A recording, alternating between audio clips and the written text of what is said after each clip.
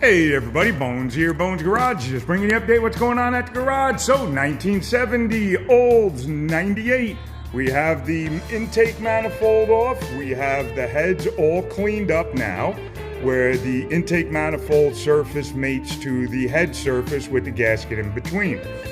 One of the things I wanted to show you is we were having an issue with this where it was burning some oil and he couldn't figure out why, because until the other shop changed this manifold gasket, it never burned oil. The only reason he had to change is because it was leaking oil out of the motor, because the old rubber gasket that used to go across here just went bad. It got old, it started cracking, and it was just pushing some oil out and down onto the back of the block, and it was somewhere right in here that it was doing it.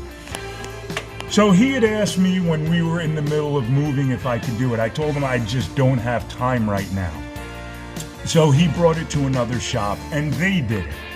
Well, they used the old steel type gasket that used to go on here. And I'll explain to you when we go to the manifold why I don't use those on a motor that's just being resealed. This is part of the reason. See how wet it is in there? All that wetness in there is oil, and this one too, you can see it. All of that is oil that was getting sucked up from down here. Another thing we do when we do these is we go in and we clean every one of these holes out. We chase the threads and then clean them out with brake clean and then blow them out with air. I'm up to the point of blowing them out with air. I already chased them. I already put some brake clean in it. I took the cover that I had in the valley off, so this way I can clean that before I start blowing everything out, because we don't want any dirt getting into the valley. Once I finish doing everything, I will dump the oil, I will put a new oil filter on it and new oil in the motor. So if any dirt did get in there, it's going to come out. Now we'll go to the intake and I'll show you some of the things. If you look here, these are the two that were sucking oil in, and you can tell, look at the oil right there. We have nice and clean over here. So this is oily. That's not good. This is the intake manifold that they were using, which is what the car calls for. If you look it up, that's the intake manifold gasket you're gonna get. That is the part number. I don't like to use these on older cars that aren't getting resurfaced.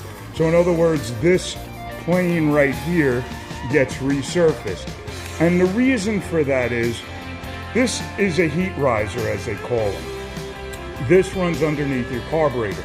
Back in the day, they used to run exhaust through this port, in one side, out the other. Now, depending on the car, it depends on which side it came in, which side it went out. But you can see how hot this area would get. See where all the burn is on here? That's how hot this area would get. Well, what do you have right next to it? Two ports where the fuel and air come through. This is going to be a lot cooler than what this is. Then right next to that, opposite from this, you have where the water crosses over from one side of the motor to the other. Here's your thermostat right there. So your water comes in, that's the last place it's going. That's going to be where your water is the hottest before it goes into the radiator. So the water comes in from either side and it goes to here. When it gets hot enough, it opens up the thermostat. Thermostat lets the water go into the hose and then into the radiator where it's cooled, and then comes back out on the bottom and starts its journey all over again. Well, what happens is this is getting real hot. This is cool. This is getting about a medium hot. You figure it's going to be around 200 degrees, 220, 180. It depends on your thermostat to how hot that's going to get right here. So you get this real hot, it expands a lot, so it pushes out. You get this that's cooler, it's going to push in a little bit. And then you get this, which is about a medium hot, and it's going to push out. So these are going to be recessed. This is going to be pushed out. These two intake runners are recessed. And this is where your hot is. So that's why we were getting some oil into these two cylinders. Another thing I don't like that these guys did is if you look right here, look at how much gasket maker they used here. Some of it that was up in this area already has come off, and it was not good. You do not need that much gasket maker. It's a thin layer that you put on all 4 water corners. Where the water comes to the manifold, you put just a very thin layer, both sides. Same thing here, here, and here. They used so much, you can see how it squeezed out, went into the channels, and started coming into the intake side. You don't need that much gasket material. It really isn't needed. That is not good to do. Even here, you can see how much they use. Paper thin is all you need. It's just to make sure it seals. Another thing he did, whoever put this on that I didn't like, is when they ran their bead. See how choppy that bead is? That bead, when it squishes out, should look like a... When you lay the bead down onto the China rail, that's your China rail there, that's your China rail there. That's where the manifold sits on top of the motor. When you lay this bead down, you want this bead to look like a worm. Just regular ordinary garden earthworm, about a 1/4 inch tall. That's what you want your bead to look like.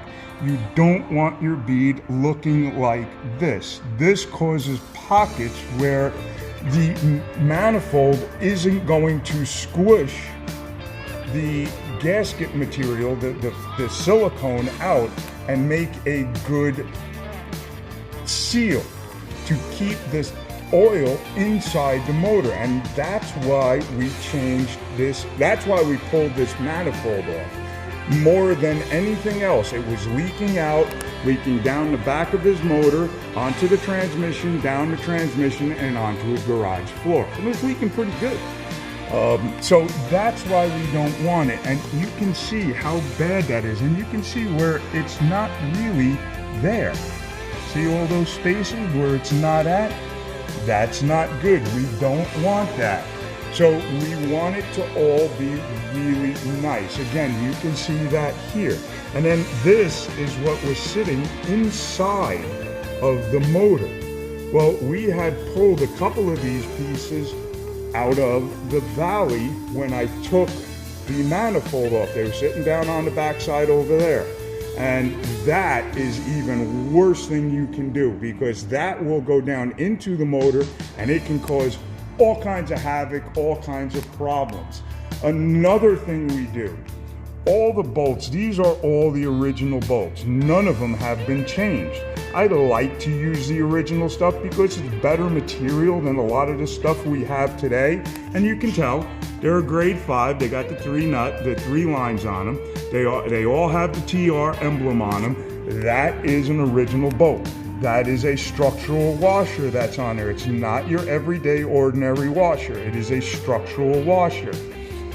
When I get them, I pull them out and I clean them off all the way into the threads. Everything gets cleaned. The washers get cleaned. If you look, you can see I've already cleaned these off. There's the washer, all cleaned up. It's already got some bend in it, so I don't have to torque it a little bit. It's really nice. We do them this way. I will more than likely change these washers because you can see they're starting to get worn out right in the center where the cap hits here. So we'll probably end up changing these out.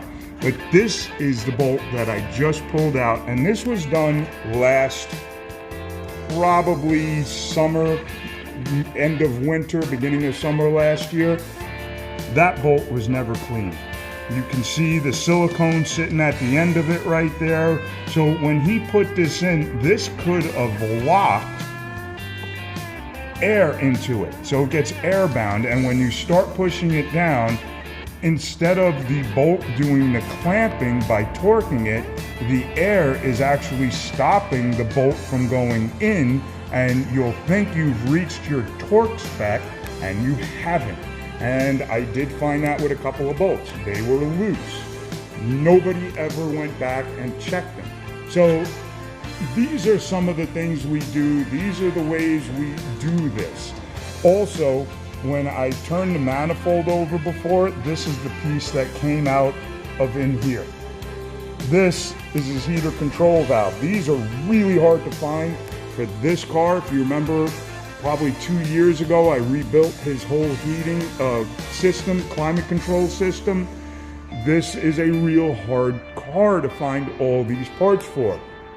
It took me a long time to find this heater control valve, but I found it and we got everything working in here. So that is also not a good thing because he wasn't getting good heat. He said it would always blow somewhat warm, but it never got warm. So there you go, guys. There's some of the things we do, some of the differences we do than other shops do. There's my thread chase right there, chasing out all the threads. Alrighty, guys, have fun. Keep you up to date as we go. Sorry, another long video. Okay, bye.